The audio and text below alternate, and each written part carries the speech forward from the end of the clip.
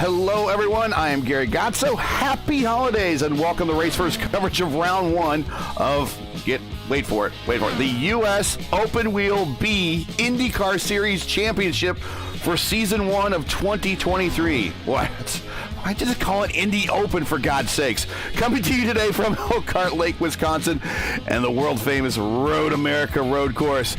Joining me for expert analysis in the booth today, well, got someone new doing some pinch hit duties for me today. Really appreciate that. He's the inaugural Formula Indy Series champion. He's a two-time race winner in the Lionheart Speedway Series. He's my longtime teammate. He's a real-life GT4 America winning driver and all-around good guy. Please welcome to the program on very short notice, Gavin Sanders. So, hey, Gav, Road America distance makes everything really easy to calculate here. There's like no secrets. We talked about this in the pre-race. 14 to 15 laps on a run, long straights to keep the competition close, to predictable tire fall off. In most cases, we're looking at two 13-lap stints and a light tank Red Bull 6-lap flyer at the end on alternate tires. With everything so predictable here at Road America, as someone who's actually raced here in real life, how do you find the edge against this field of elite virtual IndyCar drivers?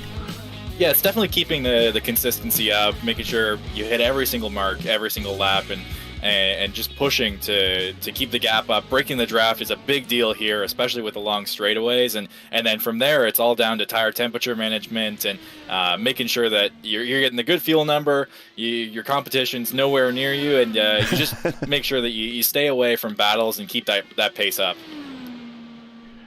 Watching Adam Blocker right now as he heads down the straight, coming to Canada Corner.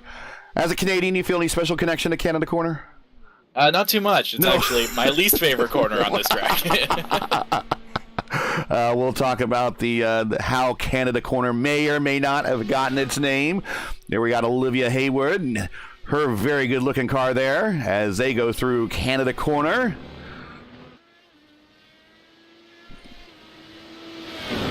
And we see this track so many times with IndyCar coverage, whether it be real-life IndyCar coverage. I mean, this has been a staple of the IndyCar schedule since roughly 1983. Actually, it was the first time it appeared on the schedule. And interesting, got a bit of interesting history about that particular race. But, everyone knows this track. I mean, even the oval racers, they know this track like the back of their hand. Yeah, no, it definitely caters to somebody who may not have the most road going experience compared to some of the high I-rating guys in here. It kind of gives everybody a shot, and you can see that in real life and in here. It definitely opens the doorway and caters a little bit more to the racecraft, so to speak, versus just outright speed. If you may not have the outright speed, but you make the right moves at the right time, you'll be there at the end and have a good shot to stay up at the pointy end of the field. We're seeing some first of the time starting to come in.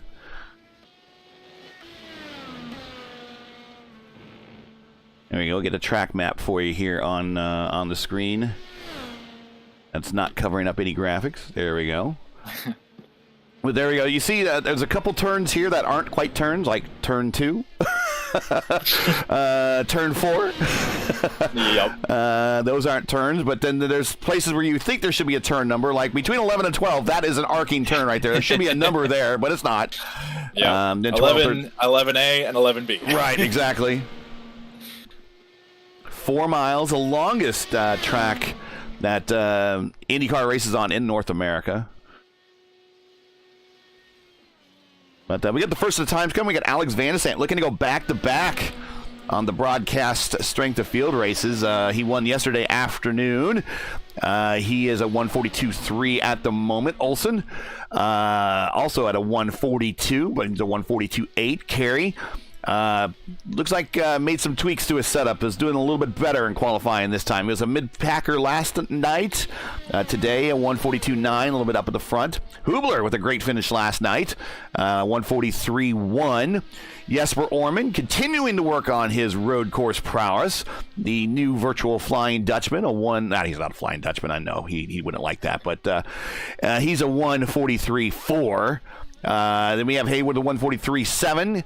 and Rashad Craig trying to nail down the Indy Open Series champion. I'm not going to call it the U.S. Open Wheel all that time, by the way, but he came so close last season. He is currently 7th. Nick Sudik, who in a worst case scenario probably would have joined me on the broadcast, but Gavin stepped up for pinch hitting duty, so Sudik can race today. So actually, I think Nick can thank you. Yeah, Gavin. His drop week will thank me. Right, 144 flat for P9, and Visor with a 144.3, your top 10 at the moment. Still a couple have not taken times, including Blocker, Malechka, AJ Musselman, Graybill, and many apologies to Dave Graybill for our boss man took him out in the Indy Open race. Was it last night? I think he said. So we have an agreement to do the Scours day after Christmas Indy 500 race. So I hope that agreement still stands. But he just put a time on the board there. There goes Adam Blocker, 142.5. Malechka, 142.8. Jimenez has not taken any time yet, and we're getting ready to grid up now. It's just that fast here at the road. I almost said Road Atlanta. Oh, gosh, that's another place you've been in real life, actually, hasn't it? Yeah, not driven, but been. It's it's equally as impressive. one of these days, I know. Here we go. Yeah.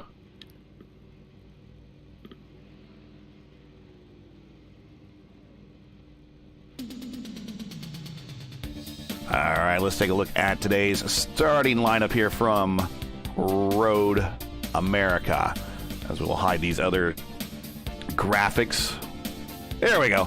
Alex Van de Sant on the pole again with a 142.3. Adam Blocker, 142.5 P2. RM3 P3 with a 142.8. Hugo Olsen. Man, got to look at all these power slide guys locking out the first two rows. 142.8 for him as well. So it is going to be a power slide parade at the front of this field. Brian Carey, a 142.9. Zach Hubler, a 143.1 for P6. Moving on, Anders Sandberg, excuse me. The broadcast yesterday called him Sandbag for some reason. I don't think he's sandbagging at P7, folks. Watch this guy. He's not sandbagging on anybody. He's going to be up there P7. Jesper Orman, P8. Olivia Haywood, P9. Rashad Craig, P10. Nick Sudik, P11. And Vil Visor at P12. Moving on, David Graybill, 13th. I told you he put in a decent lap. Josh Brain, 14th. AJ Musselman, as I say, you can never have an IndyCar race without an AJ in the lineup. 15th. Connor Mela, 16th. Alberto Basalobre, I hope I'm saying that right, 17th. Matt Hollenball with the Internet iRacing, All-American Internet iRacers. There, I said it. He is 18th. Frankie Franchica, one of our favorite names on all the service here, P19. Tony Schowen, one of our compatriots there in the Lionheart Series, P20th. Dale Weiser in 18th. And George Trepic. I'm going to say Trepic. I need to flip the Polish switch in my brain, and it's not flipping, and I'm partially Polish, and I should be able to say that. But Georgie Trepic, I hope I'm saying that right. If we're not, let us know in the Race First Discord, and we will make sure we're saying that. And 23rd in shotgun on the field, Luis Ernesto Jimenez, and that's where I really wish we had Antonio in the booth. He really has a flair with the Latin names. He just says them so properly. Makes it roll off the tongue. Yeah, easy for him. Yeah. Yeah. And long formation lap here at Road America. I was watching actually an older Road America race from, I want to say 85, 86 maybe. I can't remember exactly the year. It was, I believe it was the first year that Al Jr. was racing the Valvoline sponsorship. So we might be closer to the 90s now. 88, 89, 90, somewhere in there. And he was starting the Unsers have a horrible record here, by the way. Where they have a great record at Indianapolis and the Andretti's have a bad record there. It's the opposite here. The Unsers are horrible here. But Little Al was at the back of the field, and they did like 2 or 3 of these laps before they started the race for IndyCar. And after one of the laps, he jumped into the pits and topped off the tank. That actually is not a bad strategy if you think about it. Yeah. So here are the IndyCar qualification records you need to know at Road America. Dario Franchitti has a kart record set in 2000 with a speed of, or actually a time of 139.866 seconds. The IndyCar track record set in 2017 with one of those funky-looking manufacturer aero kits with all the winglets on it. I mean, those things look overloaded with winglets. Helio Castroneves, 2017 with a time of 141.9. The career IndyCar leaders wins leaders here are Mario, Emerson, Michael, each tied with 3. I don't need to give you last names on any of those guys, do ya? Yeah. Paul Tracy, Jacques Villeneuve if you're Paul Tracy, or if you're Paul Page, Bruno Junqueira, Scott Dixon, Josef Newgarden each have 2. So, man, Josef Newgarden is really close to get almost. I mean, he almost won a race a couple years ago here if he didn't have some damage, I think he had a transmission issue, an engine issue, but he could have had electronic or something. Yeah, he could be up there with Mario, Emerson, and Michael tied with 3. So watch Joseph in the future here. Oh, so fast facts: the inaugural Road America kart race here in '82. Was the last race. I actually said 83. Actually, the first race here was 82. Was the last IndyCar race of any kind not to be shown on national television. I don't know if you know that. So much like Michigan and Texas, Road America is home to many drivers' first career wins. Of course, Hector Ribacki won that unseen 82 race with his first win. Uncle Jacques won his first race here in 85. That's Jacques Villeneuve's uncle, Jacques Villeneuve. Also on that list, of course, his nephew, Jacques Villeneuve, Dario Franchitti, Christian Fittipaldi, Bruno Junqueira, Alex Tagliani, and Felix Rosenqvist all won their first road race, or actually IndyCar race here. And with that said, it's time to go racing in the garage area. Stand by. And now we're coming to the green flag here at Road America, where we have a team power slide lockout in the first four positions, first 2 rows. Let's see how this shapes up.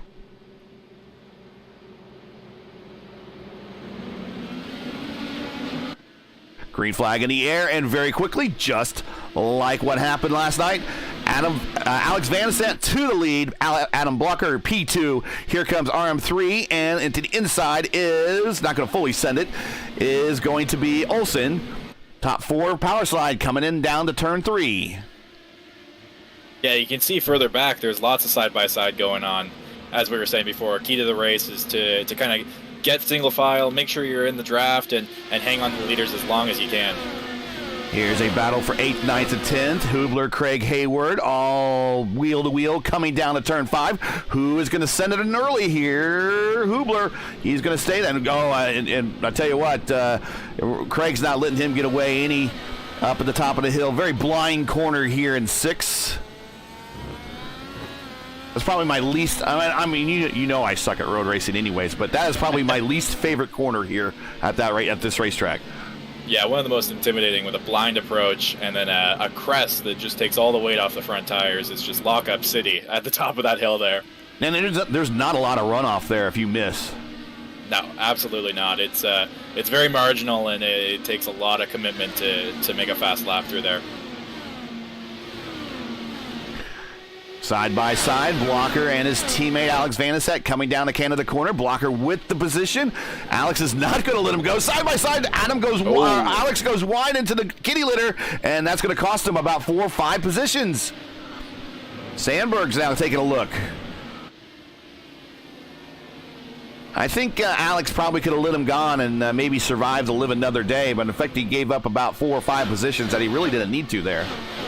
Yeah, no, it was definitely a touch-and-go sort of deal there. I think the first lap kind of caters to side-by-side and lots of draft pack racing, and the biggest way to stay in the game is to not have an off like that. So he'll be on the charge moving back forward through the rest of this first stint. So Brian Carey also with the power slide entry. He has, we've still got power slide up at the front. First 4 positions. They actually lined up the first 5 in this race here. The only person, here comes Alex to the inside of Jesper. Is Jesper going to let him have? No. Jesper's going to continue holding on to that position. Jesper with a little bit of a slower runoff of 5, going up to 6. Here's that very, very narrow piece of road. The road kind of narrows there as well, it looks like, at least the impression it gives me. Then downhill into 8. One of the other passing areas. Alex is there. Jesper's going to let 2 cars through. I don't think he let any cars through, to be honest with you, but Sandberg follows him on through. Hubler now looking next in line as they go through the carousel. Of course, coming to the kink where Catherine Legg had that hell of a shunt. Oh, and speaking of a shunt, there it is. 2 cars out. Oh, Hayward with a great save. Yeah, very impressive there. That was classic Road America, I'd say. We gotta watch that again. We gotta watch that again. We're gonna go watch it from Olivia Haywood's point of view, who definitely just experienced very early her own Code Brown moment, and you don't want very many of those moments here when you race at any type. But here she is, riding along on top. There we see, and then whoop, here comes, and now because they have these walls where they have them. She had a little bit of contact where they have these walls. I mean, once a car goes from one side to the other, it's going to bounce back off that wall and come right back into traffic. Yeah, you're ping-ponging, and for the cars approaching, you're just guessing where that car is going to be. And she got really lucky there with minimal damage. It could have been a lot worse, but still some contact and a few positions lost. Blocker, your leader by 7/10 over RM3 and Olsen. Go back, take a look at Olsen here. He is he won the Open Wheels 500 a couple weeks ago. So we know that this man is good on the ovals, but wait till you see him on the road courses here. He's definitely holding his end of the bargain here on the road course. P3 currently. Challenging. I'm not sure how hard he's racing, Robert. They might be working together, trying to make up as much ground as possible on the rest of the field here. But power slide now, your top 5 positions. Blocker, Malechka, Hugo Olsen, Carey, and Vanisat now the P5. Rashad Craig, P6. He's the first of the non-power slide. So first in class, I guess, for Rashad Craig in the IAR car with his teammate right behind him, Jesper Orman. Zach Hubler in that team distinct entry.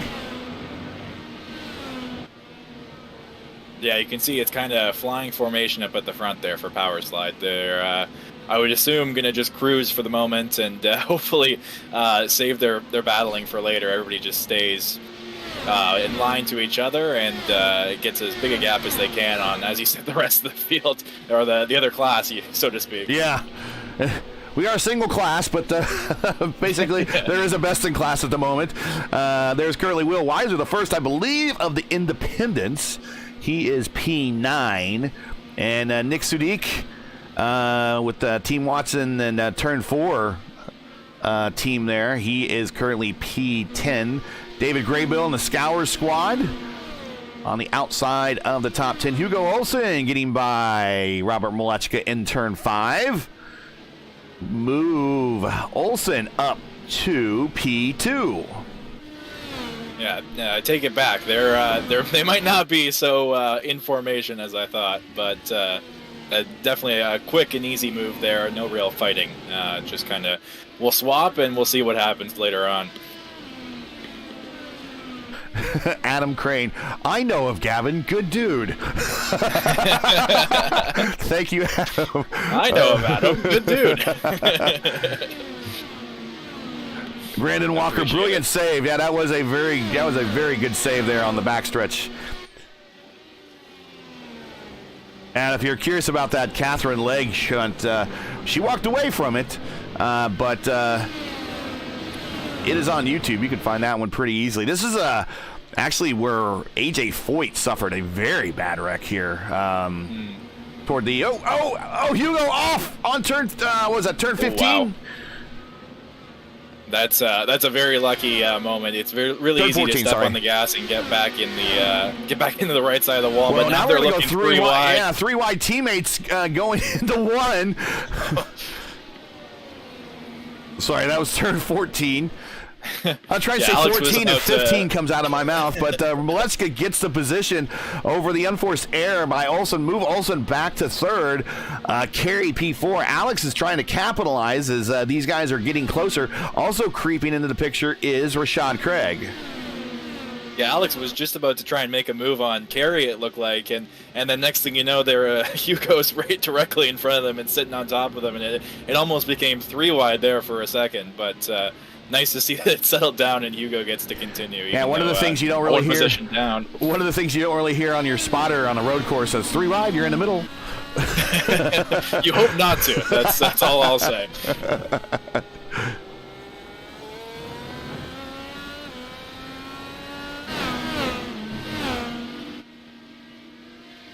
Watching Hugo through the carousel, because every road course needs to have a carousel. This is one of the original carousels, though. So here's through the kink, where we saw that incident early on with Sandberg, coming down to Canada Corner. So, how did Canada Corner get its name? There's 2 schools of thought there. Okay, so during one of the very first races they had here, I believe they did a lot of club racing before IndyCar came here. This place has been here for a very long time. Yeah. They found the promoters when they were cleaning up the course afterwards.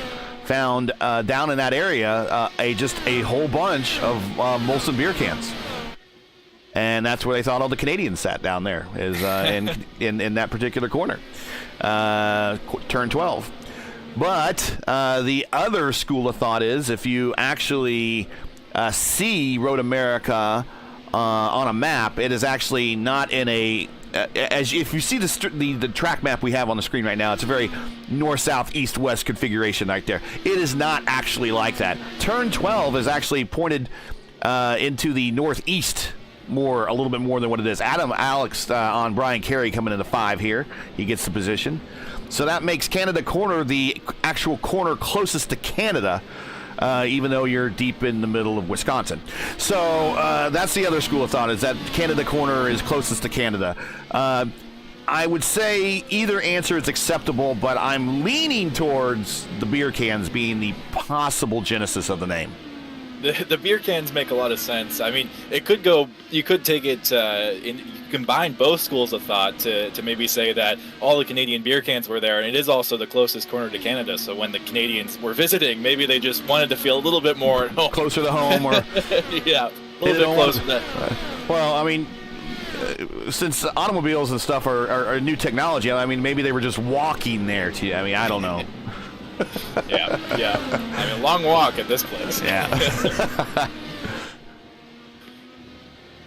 Well, watching Alex Van de Sande getting the position on his teammate Brian Carey. Of course, these guys, power slide guys, racing each other very clean. Of course, you know Rule 1 of racing your teammate: thou shalt not wreck your teammate. And Rule 2 is see Rule 1. That's how important that rule is. As Adam Blocker is now pulled away to a 4.4 second lead. And we got a bit of a parade now breaking loose here at the front. Not a lot of close racing. Rashad Craig really is starting to get a little bit closer to Brian Carey, about 4/10. That's about the closest battle on the racetrack. Let's go back and look at Hayward. Hayward's in a battle with Graybill. I don't know how damaged Hayward is, though. So we will see if when she makes her stop, if that stops a little bit longer, possibly maybe some wheel damage that can be repaired. She's going to take a look to the inside of 5, just going to send it. Her car looked very healthy there. Yeah. Oh, a little bit of overlap there. Overshot. Up to 6th. Yep, up to 6th. Taking it very wide. Still side by side. And that should be moved on. Yeah, squeezed in there. Gets the position on Graybill.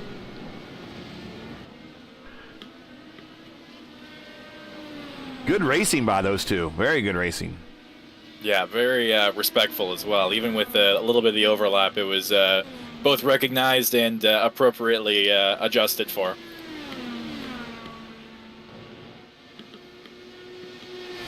So Hayward recovering now, just on the verge of the top 10. Take a peek a little bit back there in 13th. See, there's a battle here between Hollenball, Brain, and Malaya. They're all running in a train. This is a very close battle. This is all for 13th on the racetrack. Dale Weiser showing out. Retired, currently classified in 22nd. Of course, Sandberg out, unfortunately, with that early incident. Classified in 23rd. Tony Schowen. There's Tony right there. Team Power Slide bracketing this field. Bookending this field from 1st and 21st.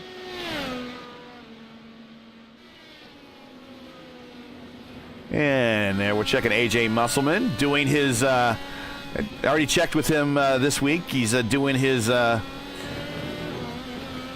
road course farming week as he's trying to farm for some iRating this week. It's, of course, one of the tracks that people like to do that. Very predictable. Everyone, kind of knows the limits here. Everyone kind of has this whole configuration very memorized. There's actually a good battle going on between Brain and Hollenball right now. Go back to that one, yeah. Heading down into turn 5, Brain had to look up the inside, locked up, and ran a bit wide, and then Hollenball was able to make the position back, and it's kind of stabilized a bit now, but a lot of push-to-pass use going on back here. Yeah, Hollenball with 8-6 for Josh there. Connor, the next car in line. Josh is on it right now. Let's hop on Josh's car. Look at that run. Wow. To the outside, in the Canada corner. Oh! Careful, careful, careful. Oh! Oh! And that'd be Alberto. And that took out Alberto. You were watching that one. Alberto just got oh crap. And then all of a sudden, next thing you know, he is in the wall. Yeah, very patient on throttle by Josh. He recognized he made a mistake and didn't compound it by spinning himself back over to the right into the wall. But unfortunately, it kind of clogged the track up a little bit there, and Alberto was caught victim. But looking how Alberto's wheels are kind of cocked right now, that is not a good camber. That is a very, very bad camber, and he is coming up. This is going to probably be day over for him, unfortunately. Yeah, it looks like he got a few corners, or at least the left side of that car, all tangled up. Back up front, we'll show you the leader. There he is, all by himself at the most part. Yeah, very impressive. Good pace on these primary tires to start the race, and I think we'll only see it grow bigger at this point, the way everybody else is kind of packed together.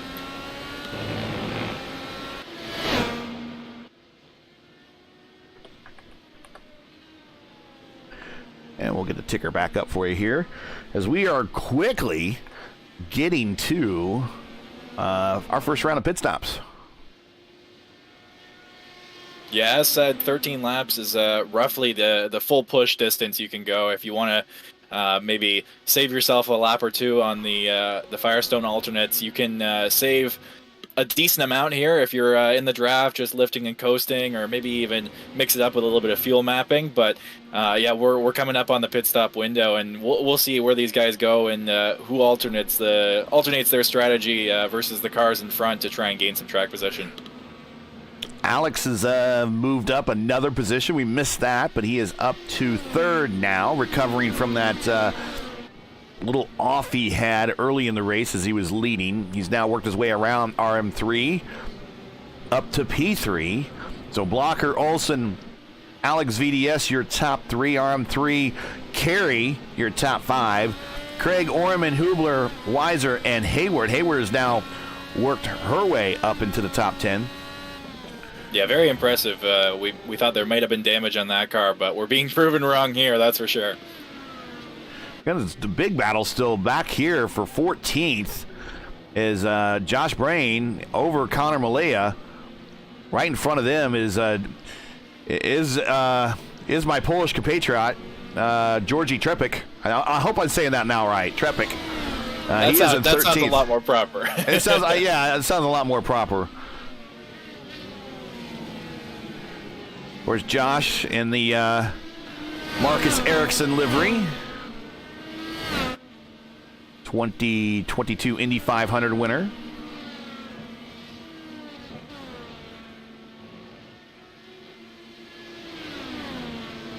Whoa, Treppick getting a little wide there. Going through the kink. Your biggest mover of the race is Treppick. He is up 9 spots. Oh, Malia goes wide into the kitty litter. It's going to open the door for Musselman. Musselman gets the position. Move AJ into the top 15.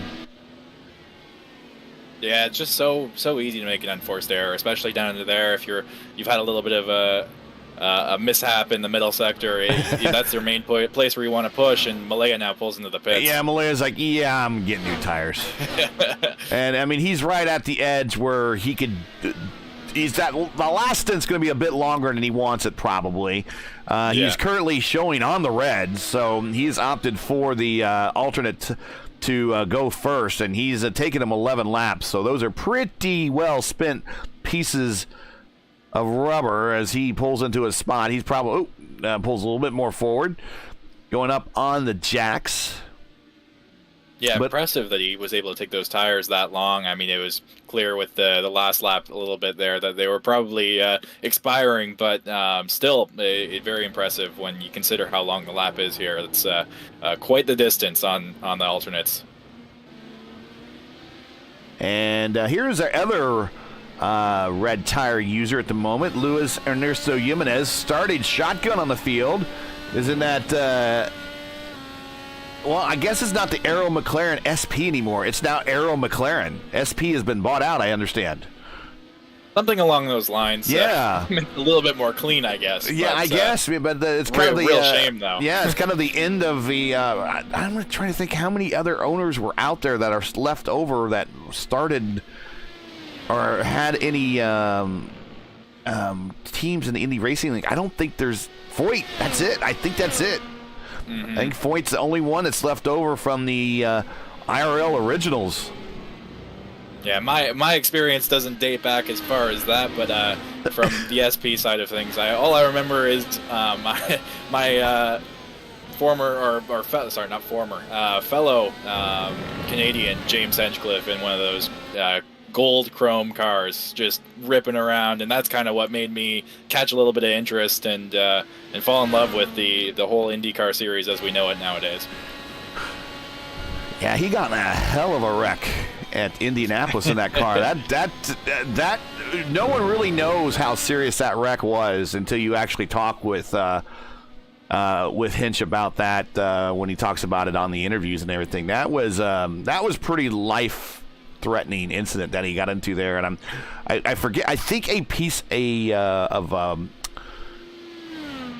the car broke, and I think it was like the suspension broke, and that sent him into the wall, and it was a hard lick. But it says a lot about these cars. Now, when I say these cars, these tubs of these cars that we're looking at right here, the IR18s, are from the DW12. It just has a different aero package on the outside of them. So these are cars that when we see them race next year will be 11 years old.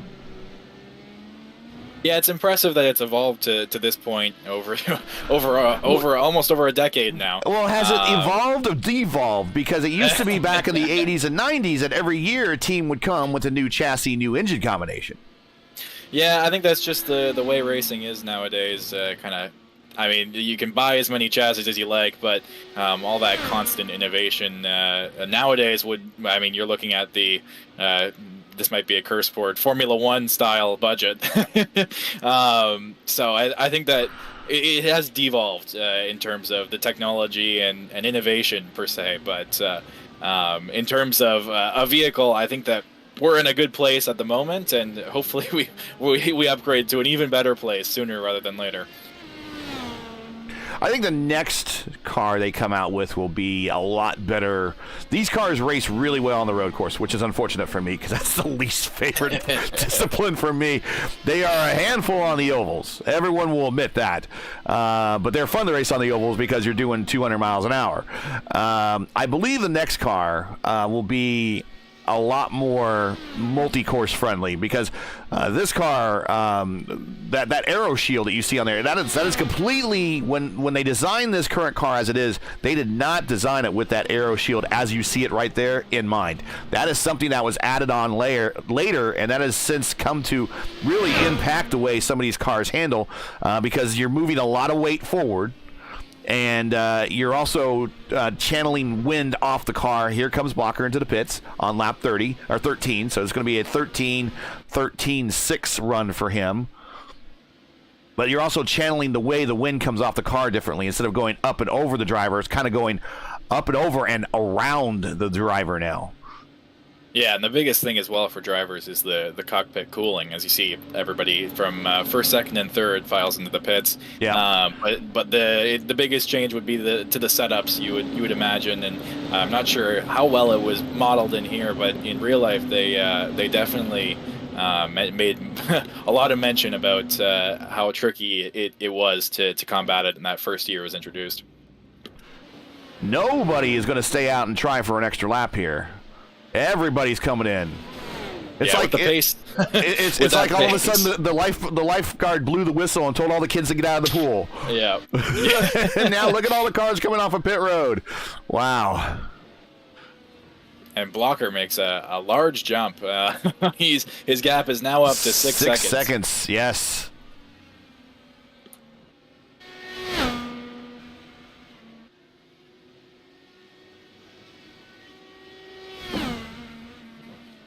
And I guess there's a little bit of a disappointment now also with the way that they kind of ceased any development on any new engine for the car as well. And to be honest, I mean, if they're not ready to bring it out, that's fine. I'd rather they come out with a new car and engine combo at the same time instead of trying to strap a new engine into an old car or a new car with an old engine.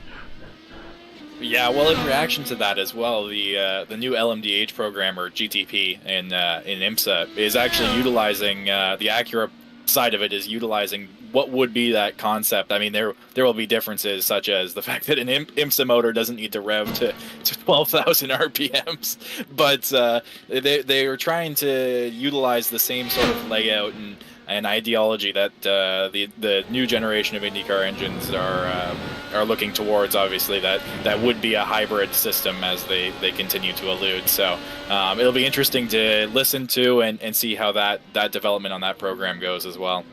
Yeah, Don Hunter says Spec Series currently, 90s was the last area of innovation. I would say the very early portion of the 2000s on the kart side, they still had a little bit of innovation going on until they became a single chassis series when they had the Swifts.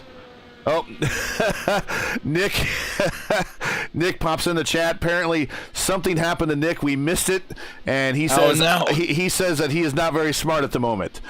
Okay, well, that is unfortunate. Even more unfortunate that we missed it. Watching your leader Adam Blocker, who won at the so what we have now going on Mondays is what I call the super split, which we've pushed back our Monday coverage of the which we used to have the Indy fixed top split first race. It traditionally used to be the strength of field race. We are just moving that broadcast back and to the next slot, which is 2 hours, to 9:15 to allow the Indy Open guys to pop in. Canada Corner claims another victim. Yeah, I like just went back and took a look at that. I like how he spelled victim the first time, though, because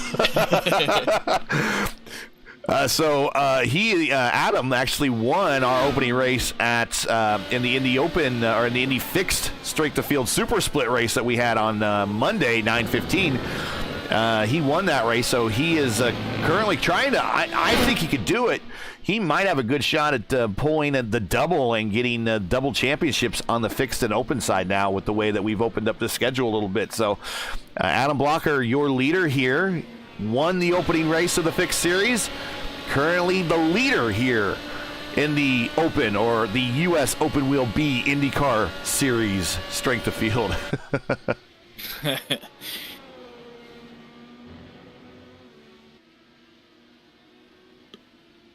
Hugo Olsen back here in third, hitting these inside curbs there of 1. IndyCar a little loose. Get it under control though. Yeah, impressive on this last lap. The second and third were, I mean, marginally 1 to 3 tenths between the both of them, faster than Blocker on that past lap. They're all on the primaries, but making some slight inroads on that gap. I mean, we'll see how much they can dig into it and manage their tires at the same time. But definite challenges coming out in terms of fastest lap. See Alex on the in-car there. Alex Van de Sande going in the 5, using a lot more of the rumble strips to widen his turn in there in the 5. I notice a lot of people now have seen a lot of drivers start doing that in the real IndyCar Series and have adopted doing that themselves now. Every little bit helps. If it's not out of bounds, it's not an X. It's not against the rules. Yeah, the shortest way is the fastest way, as they say. Right. Unless you're at Coda. Unless you're at Coda. Yeah, good luck. I mean, you've had your fill of Coda this week, so yeah. no more friendly comments. Revolution Indy League's Schaefer IndyCar Series broadcast we cover here on Wednesday nights. They had their race, first road course race there at Coda, and had a very low incident limits. Almost comically low.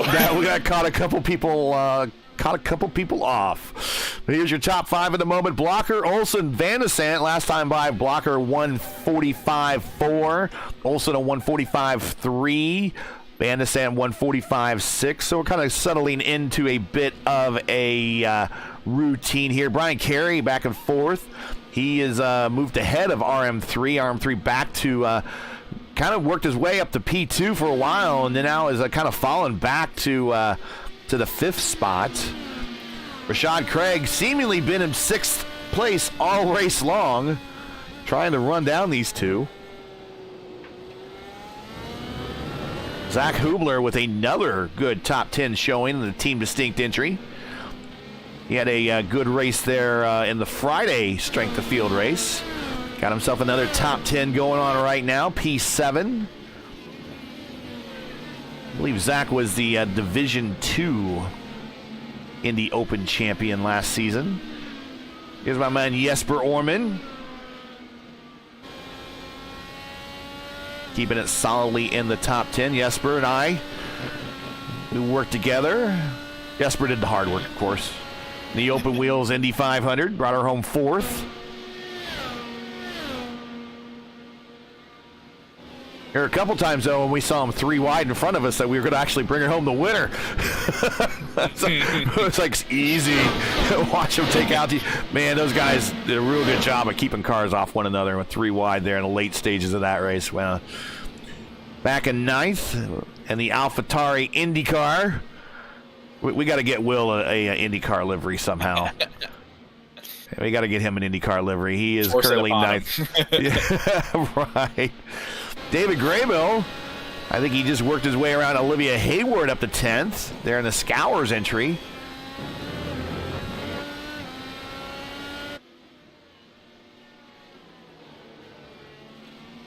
There's Hayward. Right behind Hayward, Matt Hollenball in 12th. Hollenball is steadily working his way up the lineup here, up 6 spots. He is the current highest gainer at the moment.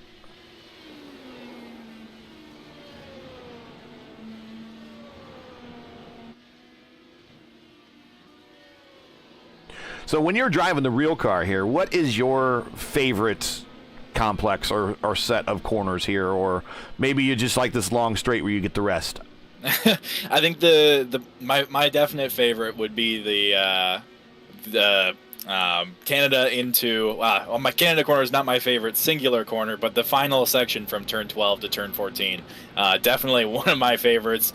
You're fighting the car the whole time. That little left-hand kink at 13 is pretty much flat in a GT4 car, but you're two wheels in the grass to do it. And then the final corner, you're braking, and there's lots of different. I mean, it'll be all paved for this coming year, but this past year there was lots of different asphalt transfers and sort of differences in grip as you approach the braking zone and into the apex. And then obviously, as you can see, even in the sim, it's portrayed pretty nicely, the massive kick of oversteer to that tire wall on the right. It definitely puts you on the edge, and obviously my favorite singular corner would probably be turn 1. It's just so crazily intimidating as you fly down that front straightaway at top speed in 6th gear. I was getting ready to ask how, and you kind of hit on it already, is how's that going to change with the new pave job? Because I believe it's all done. Of course, just in time for the Wisconsin winter to start tearing it up already. But yeah, all I can say is get ready to see some lap records. Okay. And, maybe some record low tire wear. Considering what it was like when I visited there, I was. Thankfully, I was one of the last ones to get to race on the old pavement, but it was quite the experience, that's for sure. Normally, with these Indy cars, we hear with new pavement that there's always a lack of grip until the surface wears itself in. Do you think that will be a problem with the Indy cars going forward? I mean, will there be a big difference between the alternate and the prime tires, you think, on the new pavement?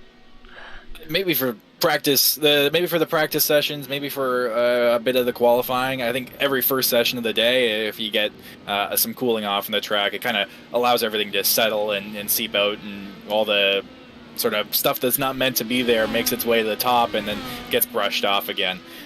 So I think that definitely in race pace, you'll see some pretty quick laps, and probably a larger difference between the alternate and the primaries, just as overall grip will be very important, but without all the transfers and heavy duty tire wear that comes with old asphalt, I think we'll be in for a decent race, maybe a little bit more of a sprint race than we're used to here. Cool. Don Hunter asks, it'd be nice if you guys show post lap times per car. There you go, the last lap times for each car right there on your screen. We'll cycle through a couple different stats that we could show in that column. Right now, Blocker last time by 1:45.7. A little bit faster than his teammate Olsen in P2, 1:45.8. 1:46.3 for Van de Sant, losing track of the top two here. Carey 1:46 flat, Malechka 1:47.1. So a lot of people in the 1:46s, but the 1:45s are kind of the elite of the field up at the front at the moment. Yeah, you can see the gap is kind of a tenth here, a tenth there, and going back and forth between 1 and 2. But otherwise, it's a pretty high pedestal to step up to match that kind of pace. Well, apparently the whole mid-pack is on the same strategy as everyone's on pit road at the moment. Olivia Haywood, Hollandball, Brain, and AJ Musselman all on pit road, trying to change it up strategy-wise and maybe make up some spots here. Showen and Hayward going to the one, with Hayward coming off of pit road with those currently Hayward with the prime tire on. So those are going to take a couple of turns to come up to temperature, but Showen has tires that are 6 laps old, very much up to temperature, and about ran her down there in turn 1. Yeah, it's definitely kind of the crossover point. I think those 4 drivers went off on strategy, tried to do the primary, alternate primary, and now everybody throughout the field is all on the primaries. So we'll wait until a few more laps, and then we'll probably see all the guys who have gone primary stop for their alternates. Yeah, if you're watching, in case you want to know the difference between the tire compounds, very easily look at the sidewall of these tires. So right there, we're looking at the sidewall of Tony Showen's car, and those have you just see the white letters right there. That is the what they would consider the prime tire, the regular, everyday, harder tire, the more durable tire. Anything that has the red sidewall on it would be the alternate tire. Softer tire, faster tire, degrades a lot faster. Not a tire you want to run over the long haul. 2 tire compounds here in the IndyCar Series. Of course, if we ever get rain, we'll have another tire compound. Of course, back in the old IndyCar Racing 1 and 2 days, you actually had different tire compounds you could use on ovals. That was nice. That would be quite the spectacle, I think. And that's back when they were doing the tire war too, when they had the Goodyear Firestone tire war. Mm-hmm.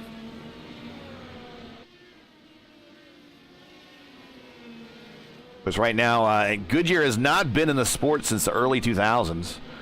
It's been strictly Firestone. Bridgestone if it was the kart series.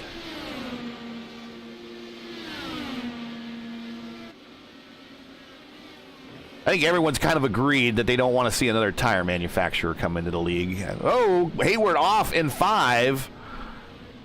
Oh, and Schowen now in Hollenball. Hollenball underneath Schowen going to the 6. Hollenball gets the position, so Hollenball just in a couple of corners picks up 2 spots. Yeah, nice and swift for him there. One was pretty easy. The next one was a little peek down the inside, and he makes his way up into 14th place.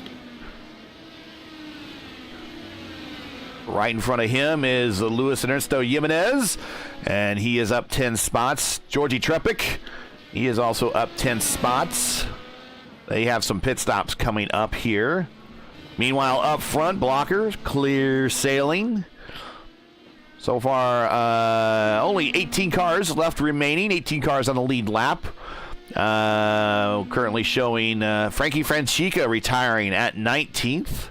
Alberto, of course, we saw him with the slide across the nose there in Canada corner.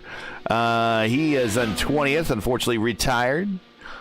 Nick Sudik with the momentary lapse in Canada corner. I can't call Nick stupid, though. I can't do it. I can't do it. He can call himself stupid. I can't do it. He's 21st. Dale Weiser, 22nd. Sandberg, 23rd. And that Team Watson Racing entry, he's going to probably want to get back in here and try to audit that unless he feels that he's done well enough in the racing this week. So I'm talking to some people already. Kevin Burrell, one of them. And some folks not necessarily going to always make the Saturday race now that they have the Friday race. Some people can't make the Friday race, so the Saturday race will always be there for people that can't make the Friday race. But still, there's a large number of the community that still runs the first race on Monday. And now they run there's typically another race midweek that a lot of them tend to have a high strength of field. Now the Friday race, and then the Saturday. So now there's like 4 races they have with decent strength of field numbers. And some drivers are like, when you're good in a strength of field race, you get rewarded. When you have an incident, just a bad day, you're penalized. So you're not going to see as many drivers do 4 strength of field races because it gets just a little risky after a while.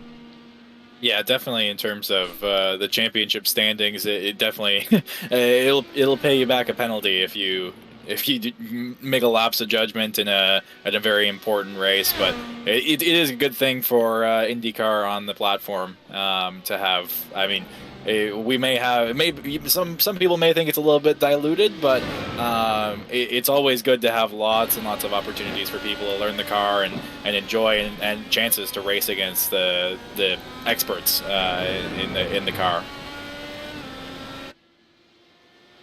Leader by 6.4 seconds, 10 laps to go, is Adam Blocker. Yeah, this if you're watching, you're thinking, hey man, this looks pretty fun. I want to try this. This is the Indy Open, what we normally call the Indy Open Series. Open meaning that each team or driver develops their own setups for this car. Then there is the Indy Fixed Series, which we cover on Mondays here on Race First at 9:15 p.m. Eastern. That is a fixed series, so everyone is working with the same setup.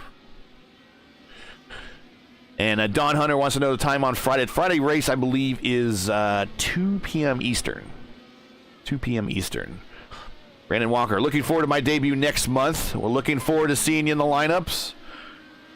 I think we had at least 2 splits for today's time slot. We had the 23-car split here, and I think the second split was 11 cars.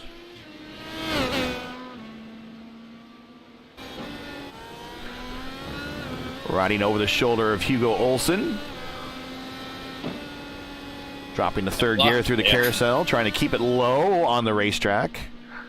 Blocker definitely putting in some speedy lap times. He's almost pulled another second out of away from Olsen on the past couple laps.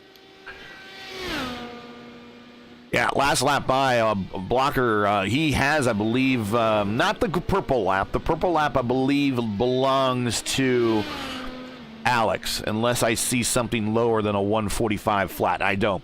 So Alex got the purple, has the purple lap. The purple car with the purple lap with a 145 flat. But Blocker is next in line there with a 145.1. Last time by Blocker, 145.3. Hugo Olsen not slacking at all, a 145.2. No. As we are getting down to light tanks. So these guys are probably, I would say, a lap or two away from making the second stop where they're switching the reds, and now it's Red Bull time. Yeah, we're getting ourselves psyched up here for some very fast lap times. The guys that have been dominating the front of this race so far. Yeah, we're going to see some big time laps coming up here as the Red Bull moments. I swear Red Bull is missing an opportunity. They should sponsor. I mean, if the money's going to their car probably, but in Formula One, but they should sponsor the fastest lap because, like I said, most of the time it's going to their car anyways. And winning the Red Bull award. The Red Bull lap.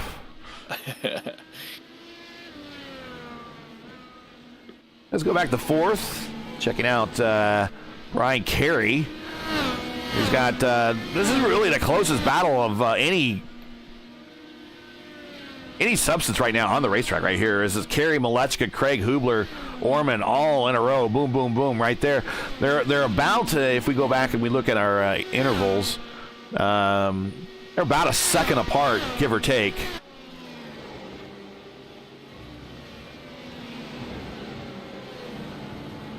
Carries 0.5 back to Malechka, 0.9 back to Craig, 1.1 back to Hubler, and 1.3 back to Orman. So everyone kind of roughly in the same ballpark when it comes to speed.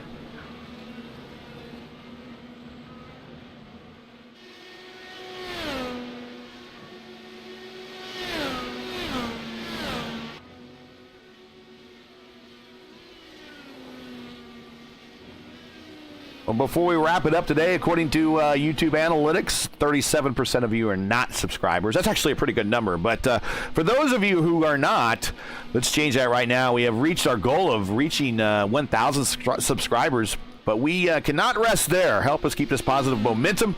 If you enjoy Race First coverage of the iRacing's U.S. Open Wheel B IndyCar Series Championship Top Split and you respect the stream, please do us a solid. Make sure you support us by subscribing, and while you're at it, don't forget to smash like and click the bell so don't miss out on future Race First broadcasts. We have lots of them.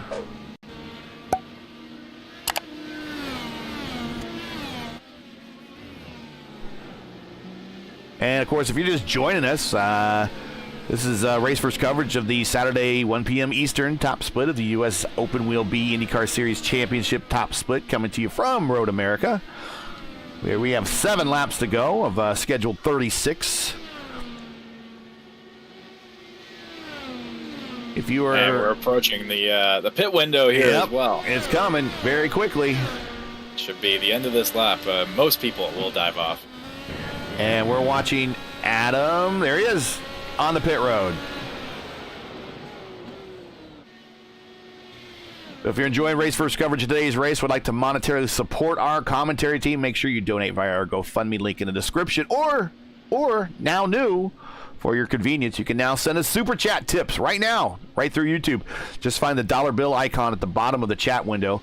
You can click on it and find out more on how to donate to the broadcast. And we realize it's Christmas time, and times are tough and wallets are tight, but if anything you can spare, we greatly would appreciate it. Last pit stop's happening here. 6 laps to go, so get ready for the big laps. Here they come. Light tanks, red tires. Everybody on pit road right now. Here comes Adam. So we're not going to watch this lap. This is his out lap, of course, but the next one after that and the one after that. And he has 5. Yes, he has all 10 push to passes left. If he wants to, he can light this thing up if he wants. Yeah, very even between 1 and 2. 1 and 2 once everything cycles out. Currently 2 and 3. Blocker and Olsen. Exact pit stop times. Van de Sant was, it appeared, a 10th faster, but he seems to be having an issue. Van de Sant off. He is off after the exit of corner 3 with cold tires. That has now moved him down to 8th. And we'll just see what happened really quick. I would imagine that he just came around the corner, got under acceleration, and the back end came around on him. It looked like he stuck a right rear in the grass or something happened.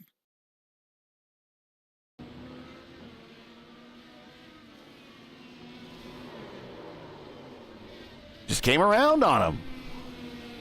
Very uncharacteristic of Alex. That's a shame, especially approaching what was going to be the final sort of push stretch where you can make up some ground there. Rashad Craig stays out for an extra lap, coming to pit road right now. Of course, it's not shown here in the sim. I almost said in the game. People would probably say it's blasphemy if I say it's a game. Remember, folks, it's always a game. Never get upset. But in the sim, this is not shown here. But in real IndyCar racing, this is a dual controlled speed zone for your pit limiter. There's like a higher speed, and then you click down to a lower speed once you get into the area that's going to be populated by your crewmen. So, and he is covered by all the trees, well camouflaged in their green trees. But that is not reflected in the game. Ooh, and he's going to lose some positions. He's actually going to lose a spot to his teammate, Jesper Orman. So, might be a bit early in the season and late in the race for team orders, but I don't know if Jesper is really going to pull over and allow Rashad on by at this point in the race. Last time by, Blocker, he's coming up to speed now, so we will see how he does. Coming to the bottom of the hill into 8. He's going to be through the carousel. He has a car in front of him. That might actually help him get a draft down the long straight in the Canada corner. We'll see. Depending on how quickly he catches, it might actually impact his lap. We'll see. Yeah, and he's on the push to pass now. He's definitely trying to stick a good lap time in while the tires are still fresh and relatively warmed up. Hopefully he doesn't get impeded too hard. I would like to see an innovation in iRacing to allow the multi-speed pit road or allow a variable speed when you set a session up for you to change it, because racing at these cars at Dover, for instance, and then going from 200 miles per hour on that track, which really, after watching the IRL race at Dover in 99 and 98 and 99, Indy cars don't belong there at all anymore. Never again, probably. But still, when you race in the sim, 35 mile per hour pit road speed is a bit criminally low. And that time by Adam Blocker, there it is, 1:43.389, new purple lap.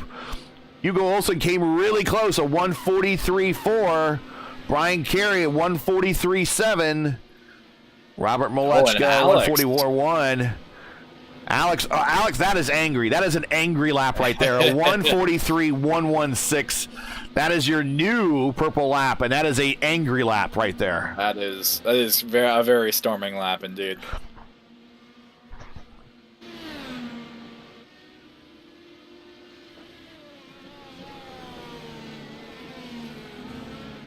And unfortunately, the purple lap in IndyCar racing gets you absolutely nothing other than pride. And if you hit the Grand Slam, and if you're unfamiliar with the Grand Slam, it's you start on the pole, you win the race, you lead the most laps, and you get the purple lap.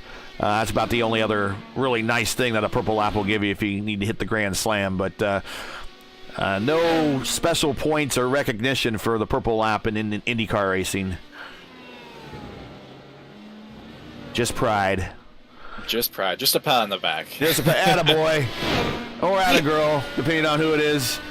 Yeah. Yeah. Adam on push to pass or riding all over his shoulder. You see there on the his pie dashboard there in the center of his wheel, when the border turns green, that means he's on push to pass. He has 5 to go. I mean, heck, he can use 2 a lap now if he wants to. That time by 1:44.4. Malechka on push to pass, Hubler on push to pass, Horman on push to pass, Alex on push to pass, Craig on push to pass. They're not like rollover minutes. You can't use them in the next race. You got to use, if you smoke them, if you got them, in other words. But, yeah.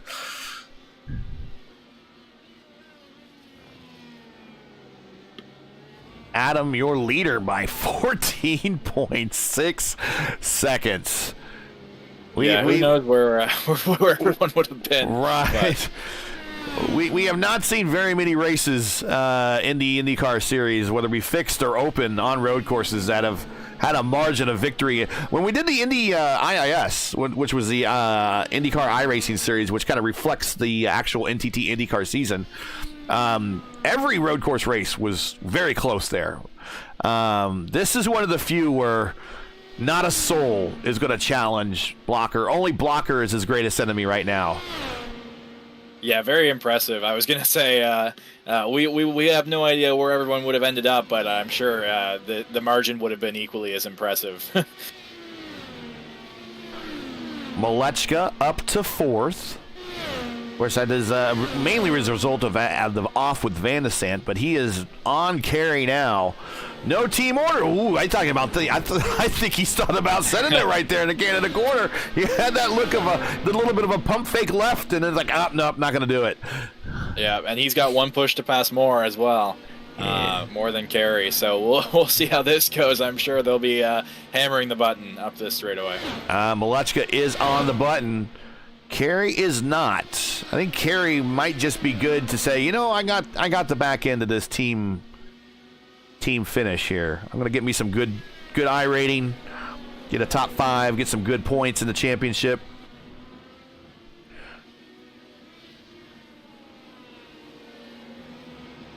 Yeah, but as we said, until you break the draft, it's definitely not over. As Malechka with a large. Speaking of breaking, the back end broke loose there. It's allowing Kerry a little bit of a peek to the outside, going in the 5. Who is going to send it deeper here? Nope.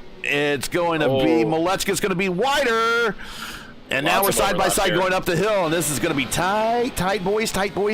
Ooh, look at that. Great racing. Yeah, great racing. Each one gave each one really good room. So now Malechka's got to build that back up and try to get a run on his teammate Kerry again. Kerry on the bottom step of the podium at the moment. 2 to go. This is really the battle to watch right now on the racetrack. Everybody else is kind of in their own spot, in their own world at the moment. Malechka, Kerry, each with 1 push to pass left. Again, if you're not familiar with IndyCar racing, push to pass is a momentary 20-second, in this case, a burst of horsepower that you can use to attack or defend here in IndyCar racing. You get 10 pushes of the button. And we are on the white flag lap. Adam Blocker just went by, 1:45.1 last time by. Kind of just throwing the statement down that this race is his.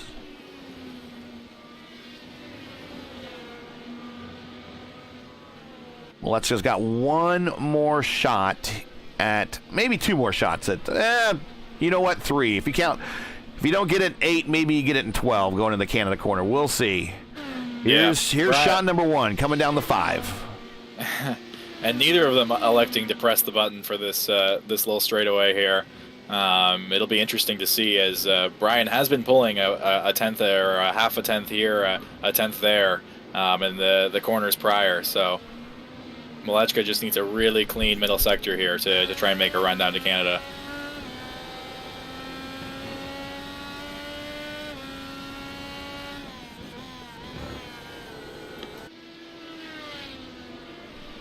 And speaking of, he has definitely closed the gap, I'd say, on Brian in front. And both on the button here.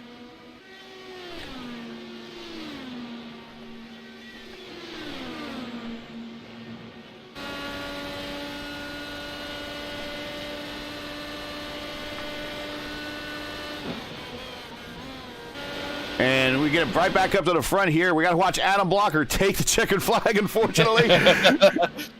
And I don't mean that in a bad way. Just I had to take you away from the action going on. Here comes Hugo Olsen. He looks like he has P2 pretty much situated. And here comes the battle between Kerry and Malechka. Kerry doing a little bit of the snake, and Kerry gets the bottom step of the podium. Yeah, very impressive race by all. Good battles throughout. And, I think Road America bit some and also gave a lot of credit to those who were able to put on a performance with their lap times and their consistency and racecraft. Here's Rashad getting 8th, Will Weiser 9th, David Graybill coming home 10th. Probably thankful there wasn't a race first car out there. Well, he's still got a couple corners to go. We'll watch David bring it home 10th. Rashad Craig finishes 8th, probably regretting going a little bit longer on that last stint, I'm thinking. Here's David Graybill to close out the remainder of the top 10.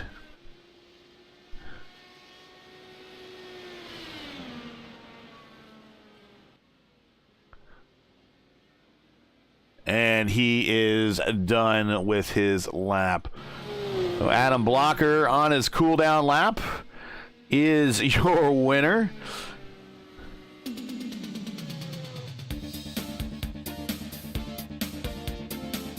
And let's take a look at the final standings here from Road America.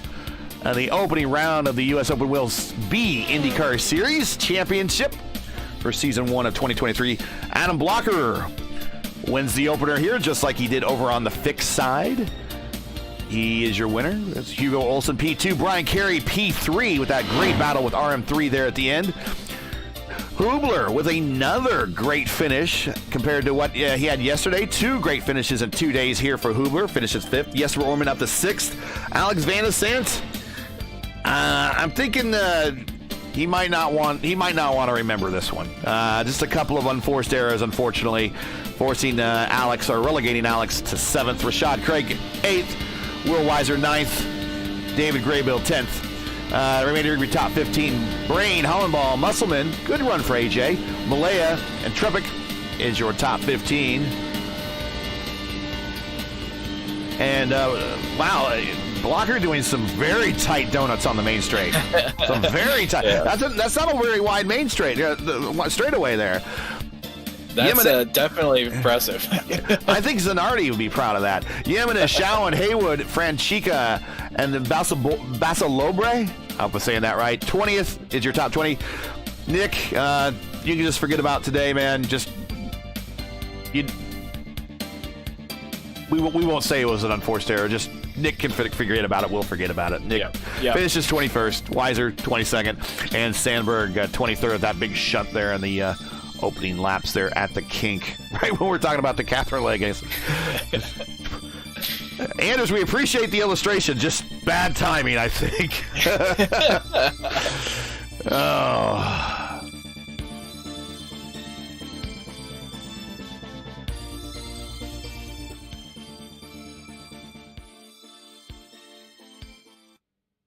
All right. And of course, you know, when we see everybody, speaking of donuts, when we see all these drivers now, wherever it is, whatever series now, mainly you see it in the Cup side. Everyone's got to do a burnout. Everyone's got to do a donut. Really, the donut, the Victory Donuts is an IndyCar invented thing. That is Zanardi. Zanardi invented it, and everyone else has kind of taken hold of it. So when everyone says, you know, that IndyCar doesn't bring anything to the state of racing, just remember the Victory Burnout or the Victory Donut, that is 100% IndyCar. All right. We gotta take credit for what is ours. Yeah. Let's bring up Brian Carey into the booth. And here he is. Hey, Brian, congratulations on that podium. That is a great battle between you and Robert there at the end. Did just enough to hang on and hold him off there. Talk about that battle there at the end, and then talk about the race overall. It seemed like you guys in Power Slide kind of had a strategy, and you were sticking to it. Yeah, I mean, strategy is we qualified 1 through 5. Ideally, we'd like to have stayed there. Right. But I mean, doesn't go much deeper than that. But yeah, no, last stint. I know Rob had just a little bit more downforce on than we did. Was trying it out on the blacks. It was manageable. And we were pretty enough to watch the first 2 stints.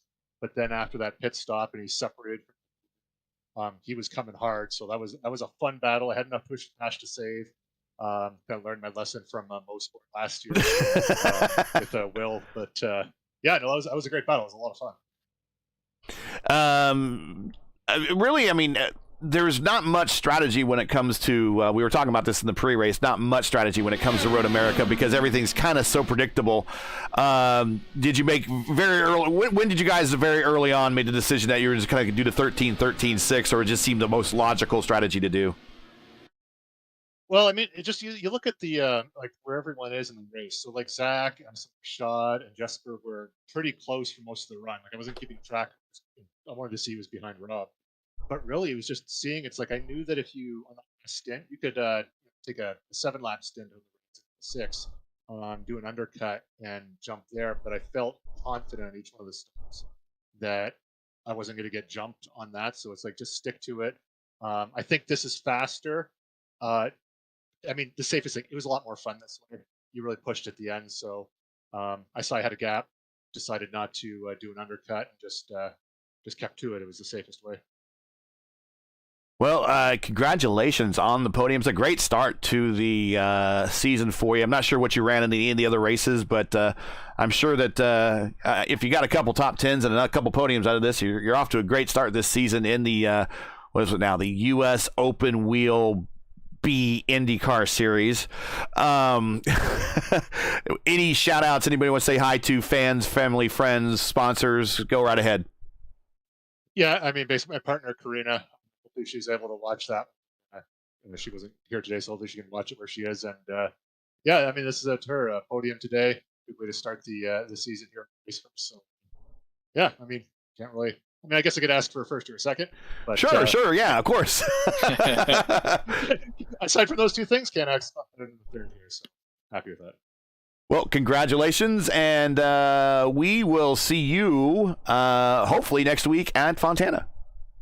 Well, you'll see me in the next road course. My over is not cast, so we'll see about that next Spa. I think you guys might see me. All right, you got it, man. Congrats, and we'll see you next time. Yeah, thanks, Gary. All right, and we'll bring up Hugo Olsen. Hey, Hugo. First of all, I haven't given you my congratulations on winning the Open Wheels 500, but a P2 here today at Road America and the opener for the, again, I got to say it, the U.S. Open Wheel B IndyCar Series Championship. You had some battles there pretty early on with Malechka and Alex, but you kind of just pulled away, and it was, for the most part, you were just kind of by yourself for much of the race. Yeah, thank you, Gary.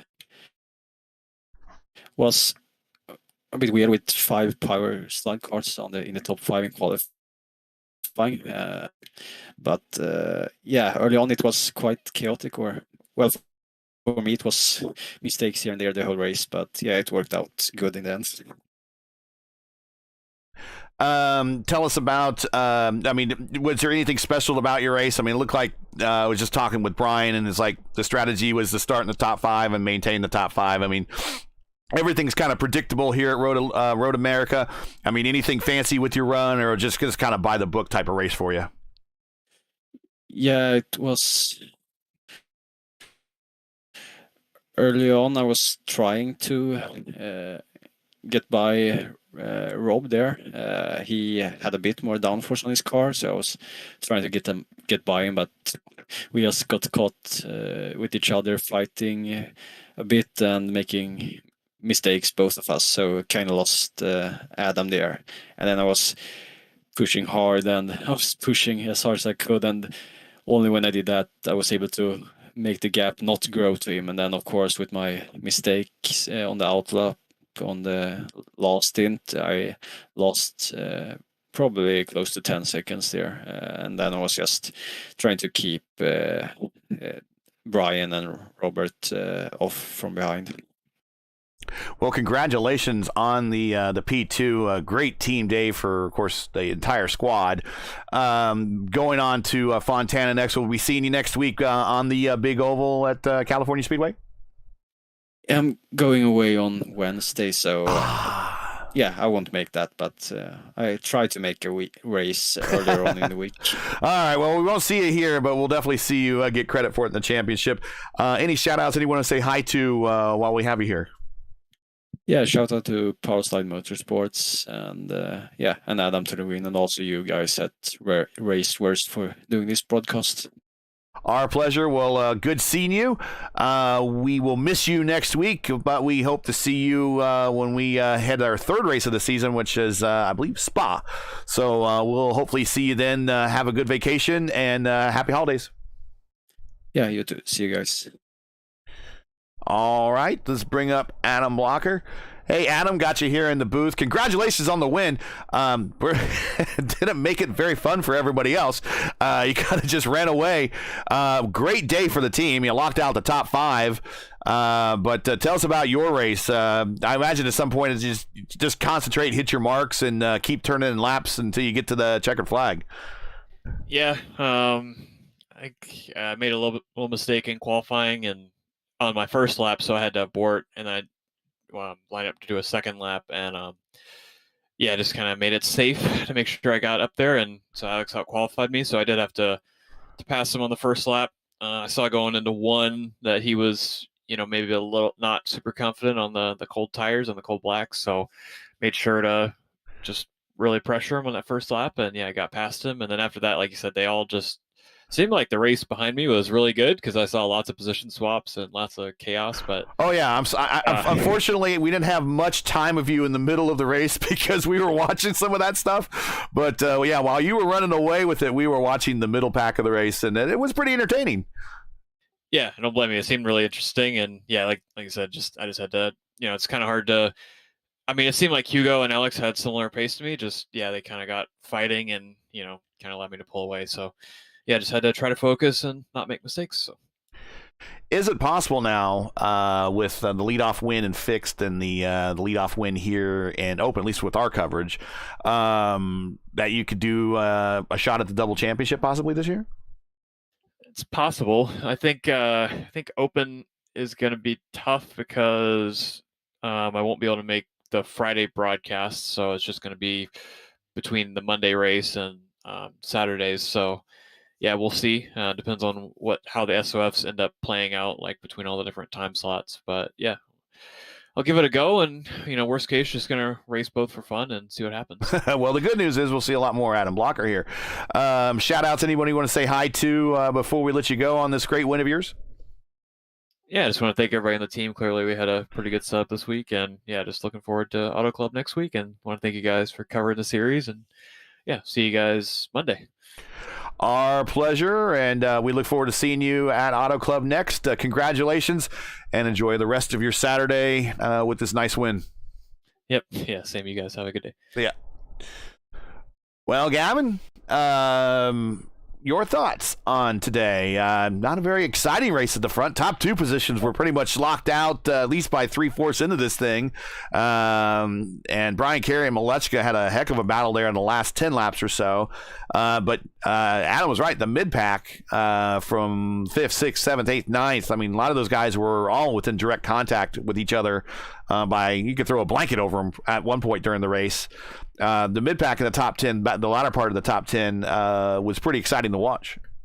Yeah, no, definitely. I think it kind of showed as you said, the second half of the top 10 kind of showed off how exciting a Road America sort of pack race can get. And obviously there was a good bit of small mistakes and some large mistakes, and that definitely threw the running order up a bit, and we got to see some guys and girls fight back through the field, and Some were unfortunately taken out of the race, but all around, probably not the most entertaining from in terms of a podium battle perspective. But nonetheless, it was a lot of fun to be here and to get to watch this race.